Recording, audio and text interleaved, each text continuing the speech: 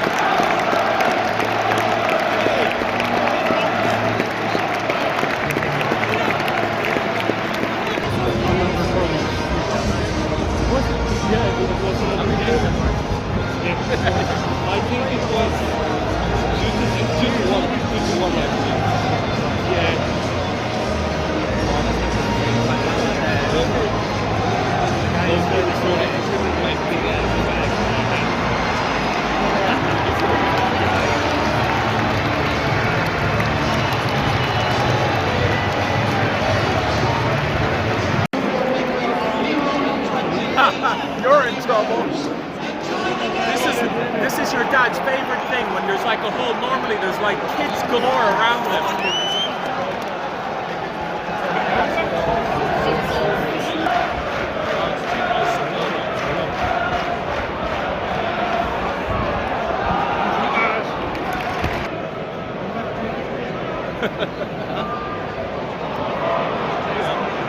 That's a crack.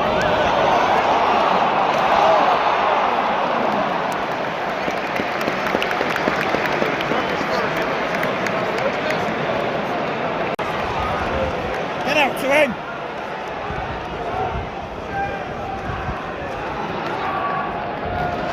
Get out to him!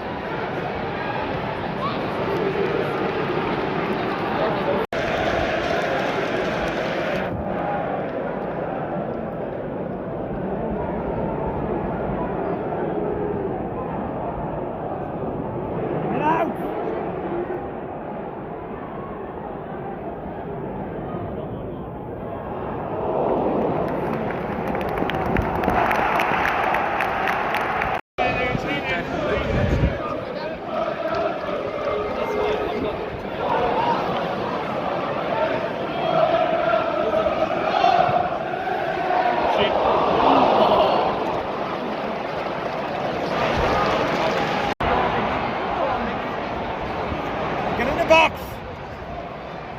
That's a good one.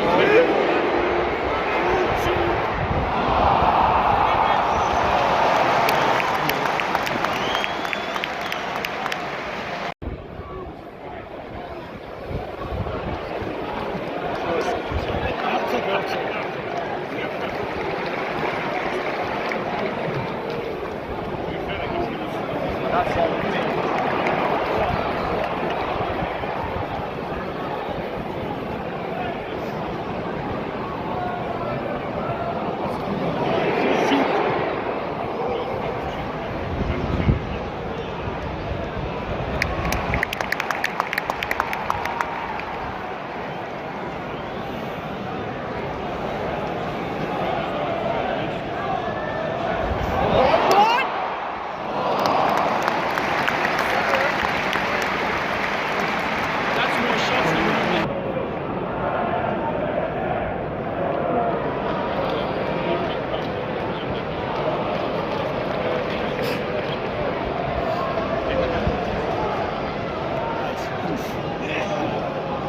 Those filters are never going to work.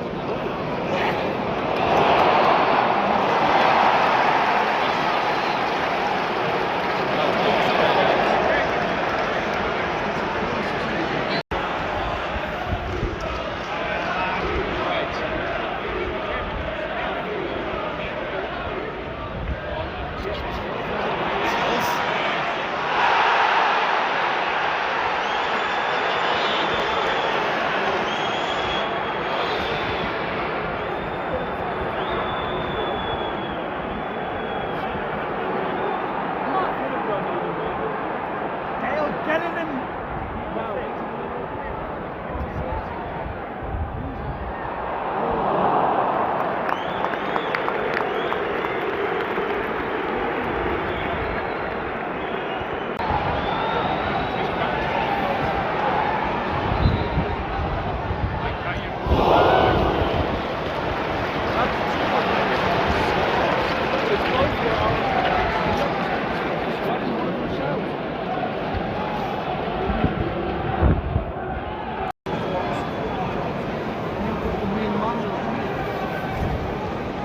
Oh yeah, met him, he was lovely.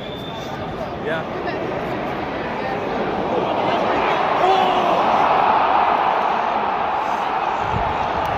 Interesting to see because they're all the same kind of ball. Yeah, if they do go back. Come on.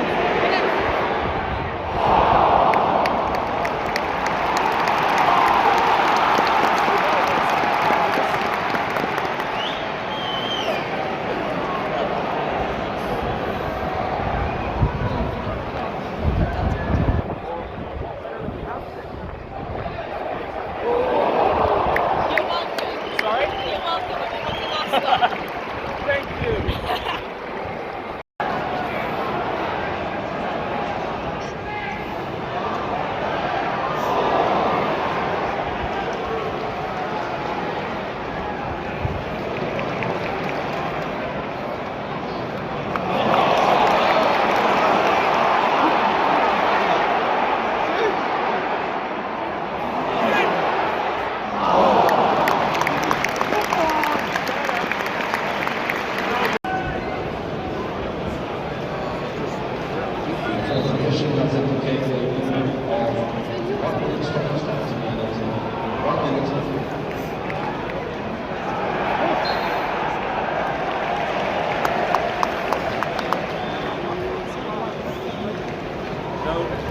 Wide.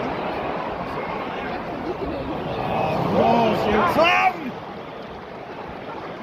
I guess about the tallest keeper in the country. You're going to put a little sneaky one in with Dwight Gale trying to get off the back of it.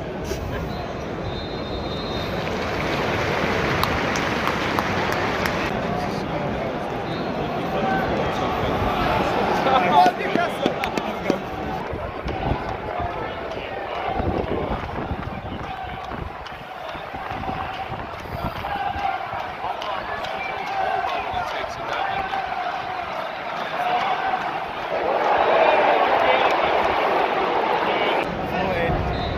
Follow it in! Give it.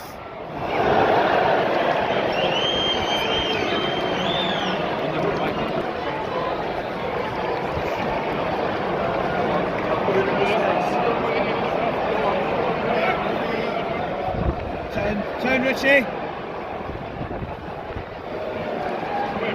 Get up the wide, so get up wide!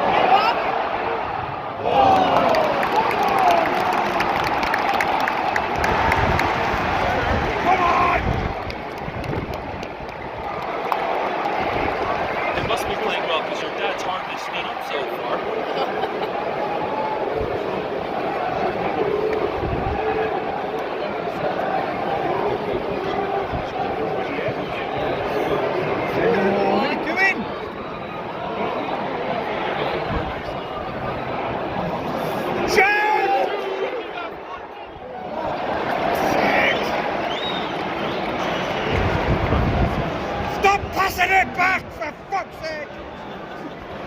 Put some foot through it!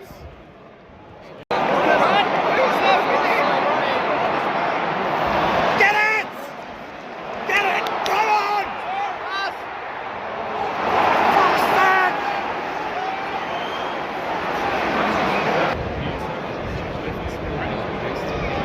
Don't immediately lose it. Like, no one wider.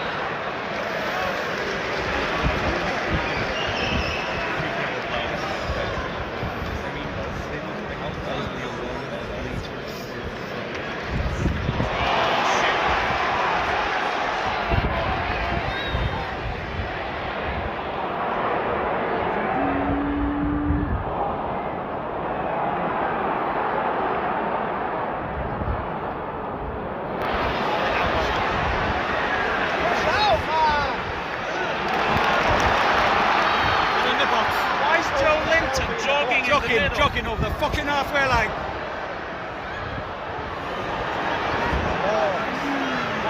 Joelinton's got to come off. He's injured, get him off. I wouldn't even fucking start him. We're better off with 10 men. You useless sack of shit.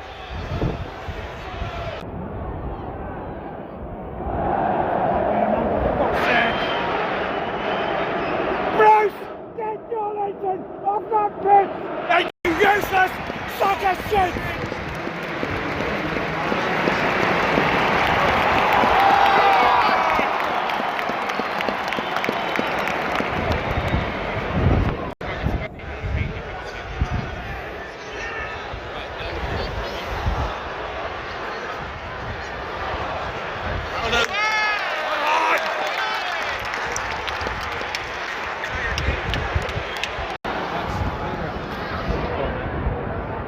Doubt in your voice.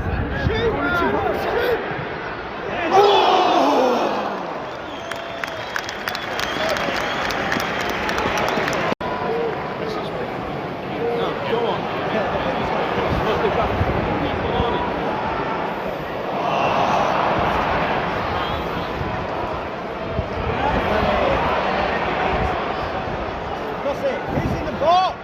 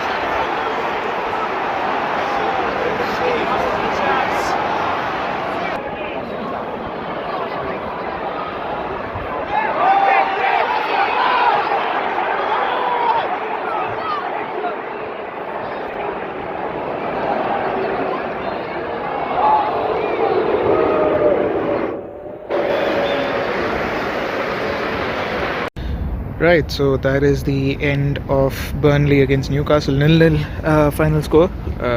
Obviously, I went with a Burnley win 1-0 given their form, but yeah, it was close. Both sides had chances, as you probably saw. Baffling decision, honestly, to not start Alan San Maximin, and obviously the difference that he made post his substitution, like once he came on, was pretty good. Also, I'm feeling a little cold, which is why my voice sounds weird. My hands are literally numb right now. I can't feel them. But anyway, the game itself, it had some boring parts, but it did have quite a few chances. Burnley could have taken the lead. I think Chris Wood was through on goal after some sort of a mistake in the Newcastle defence. Newcastle had a few good chances themselves, especially towards the end. The last one with Shelby, if he had just faked the pass to Matt Ritchie, and then maybe he could have created space for himself and then shot. But yeah, I mean, it was a good game. Can't say it was the most entertaining game I've been to, and to be completely honest, the atmosphere at St James's was quite disappointing today. All the noise that you heard, most of the noise was being made by the Burnley fans. In fact, I do have the stadium in the backdrop as well, and if you can, I don't know if you can probably hear it, I don't know if the mics can pick it up, but you can actually hear the Burnley fans still singing inside as they make their way down the stadium. But yeah, the atmosphere not the greatest. Obviously, it gets a lot better when big teams come to play. Last season, I remember I went to the game against Man City, which they won 2-1 at St James's Park. The atmosphere then was absolutely insane. But yeah, I mean, it's a pretty cool thing to actually be able to watch a Premier League stadium, to actually have a Premier League stadium right here. It's just 10 minutes away from where I live. It's just 10 minutes away from where I work. But yeah, we're back. We're done with the game. Totally worth. I would say it was still worth the money. It just wasn't. It wasn't the most entertaining game that you'll see, especially considering I'm a Liverpool fan and I'm used to seeing Jurgen Klopp's side play. It's not the most entertaining thing to watch Newcastle, but it is good. It is quality football anyway, and yeah, I mean, at the end of the day, that's all that matters. And to be completely honest, yes, it was a disappointing result for Newcastle. They probably could have done with a win. There were a lot, like I said, there were a lot of baffling decisions, but it's not like they had no chances. I mean, yeah. So in the end, 0-0 draw, point split between both sides.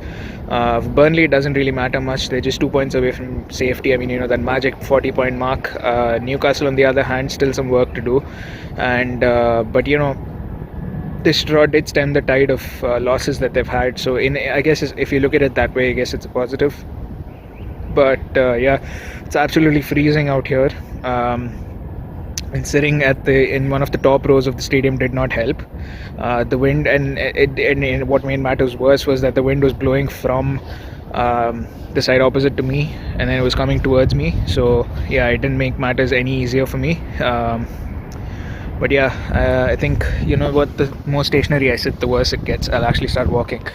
But yeah, I mean, it's been a good game, and yeah, I'll see you guys next time. If you did like the video, do share, like, subscribe, comment.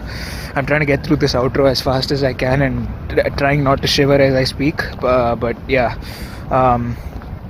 like, share, comment, subscribe, and I'll see you guys next time for something more interesting, and yeah, hopefully for something very different. Good night, goodbye, and have a good day wherever you are.